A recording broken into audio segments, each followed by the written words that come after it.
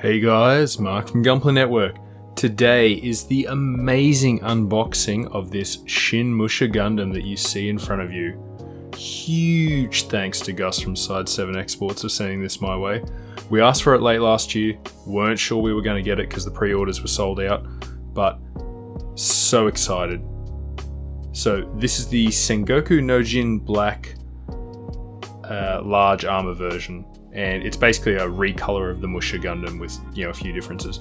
So here it is, just as a size comparison, next to the Master Grade Mobile Pod Ball Verkar, aka Spherical Coffin Verkar. So I picked that up recently just on my own, but just as a size comparison, yeah, you can tell. This is a beefy box. Turn it sideways there. I had this thing on my front deck and I was like, what the hell is this? And yeah, it was such a huge box, and they did a really good job of getting it here without damage. So this is amazing. I'm still like freaking out over how cool this thing looks. It's got a cherry blossom theme. It's red and black compared to the original kind of flame and red look of the Shin Musha Gundam. And once again, I'm struggling to fit this in my camera. It's just mind-bogglingly big. This is now probably the biggest kit I have ever had here. I haven't done perfect grade yet, so... Alright, taking a look, we have a Bandai Spirits 2022 made in Japan. Now obviously it's made in Japan 2022, the original Shin Musha Gundam is like early 2000s. So it's saying product may vary from actual picture shown, and that's because this is more of an art interpretation. If we take a look around the box, more of the name, logos, stuff there, awesomely looking cool. Not more of the name. What else have we got? Here, a back and front shot. I love it how much this thing. I've been interested in the Musha Gundam because how it comes with a samurai sword. It's got like see, it's diving forward. That just reminds me of like The Last Samurai. This is like if Tom Cruise was a Gundam. Alrighty, let's take a look inside now.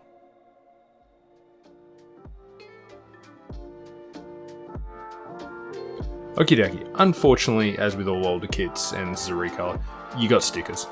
Unavoidable. Now, you could reverse wash the eyes, but something tells me it might be a bit harder with some of these other ones.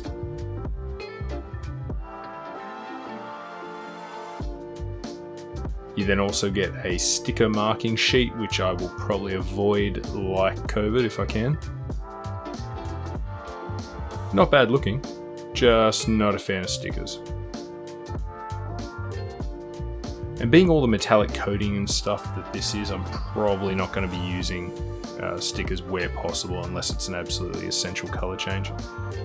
These were the ones I was kind of looking forward to, but not looking forward to. It's a very large thing. They only go on the tops of the arms and the legs, and that's the cherry blossom themed parts.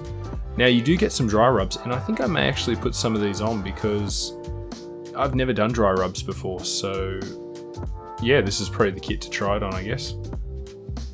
I want to stick as close to original. Sometimes I paint things, sometimes, I'll probably gloss coat those cherry blossoms down. Now these are I don't know if anyone can read those, stick it in the comment below. I tried to run my translator app over this before, and obviously like you can see here it's flaring up a bit because it's all chrome. It just couldn't read them. I got something about I am fire, I think. Yeah. The backdrop. How awesome does this look? Giant Firebird Phoenix chicken looking thing to the left, and the kind of like dragon from Dragon Ball Z to the right, stealing its egg. And that's just the backdrop that'll go in its kind of base, which is insanely big. And I just want to point this out. Read the following instruction before use. The sword, spear, and blade have sharp edges to recreate designs. Handle with care. So, it's getting real when they include that in a box. Screws. Yep, that's fine, because this kit is heavily based on the one you wore, which we saw recently, so we know we have to use screws with that frame. Now, here it is, the A runner. So you got some black, which is kind of nice. You got some almost a purplish grey, and you got some clear. Ooh, kind of like a chrome red, almost like Iron Man red. Runner B, which is really nice. Nub marks. Nub marks are going to be tragic with this, and I don't think you'd be able to find a marker enough to... Ooh, unless they make an Iron Man pen. You might be able to touch them up with that. Okay, C runner, and we're back to black again. And that is some nice detailed parts there. I think that's the side skirts, front skirts, waist, and the sword cover, the scabbard by the look of it. D runner, we got more black again. There's the right that go, the parts that go to the kneecap on the right, and more of the legs and arms. Alright, some frame, which is E, and we know there it says Ver 1 Year War 0079, which I built recently, and I'll show you that in the review with him as well. So this should be a fairly familiar build. Now, remember the 1 Year War version didn't have like the full-on cockpit, it was a fake cockpit. That'll kind of suit the Musha, because the Musha is I think it's based on a sentient Gundam, so it's actually alive, it doesn't need a cockpit for a pilot. There's more runner parts, again 1 Year War based on the... Yep. Which is also based on the 1.5 Gundam, so...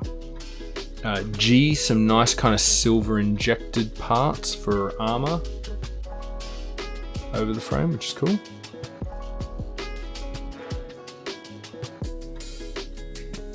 Okay, more silver injected parts with the H runner. Got chest, backpack, shoulders, and joint covers for legs and arms. We're at the 1.5 Gundam runner, and that's the I runner.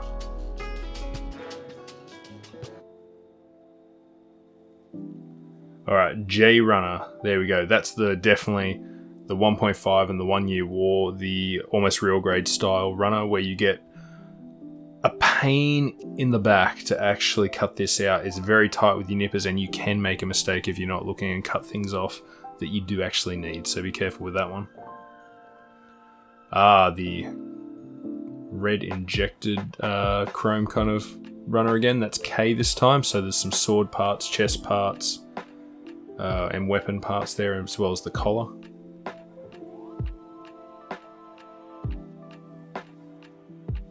There's the N runner, and that's your weapons, which can be pointy apparently, so be careful. Once again, that's chrome injected like on that runner, or electroplate, so it means you're going to have nub marks everywhere, you can't help it. There's your M runner, and it's back to black again, so yep, we got some waist, some joints, some ankle, what else? Sorry guys, the camera goes up and down with the light sometimes with the runners, just depending on what they are, black or silver, sets it off. We're at the L, and there's some grey again, and that's going to be like a hard point kind of for the forearms. I think they're like the guard, that's the tops of the legs, and that's where we're putting those cherry blossom decals over. There's the O runner, and that's kind of like your, the shotgun, the lance pole. Yeah, that's kind of almost like a coppery bronze colour. Polycap runner, which we're using some, but not a whole lot.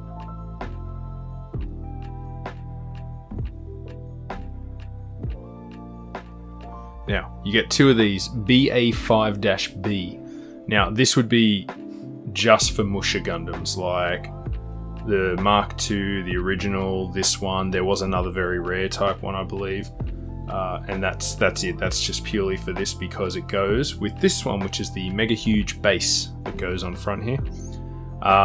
Yeah, so that's kind of like all the weapon stands and backdrops and stuff for that. Alrighty guys, that's it. Thanks for joining me for this unboxing. I cannot wait to bring you this review. I am currently building as we speak, and I look forward to bringing it to you very, very shortly. Hopefully some of you were lucky enough to get this kit. If not, you can always email Gus from Side 7 Exports and see if he's got any left. Alright, leave a like, leave a comment, let us know what you think about the Musha Gundam series, and keep building.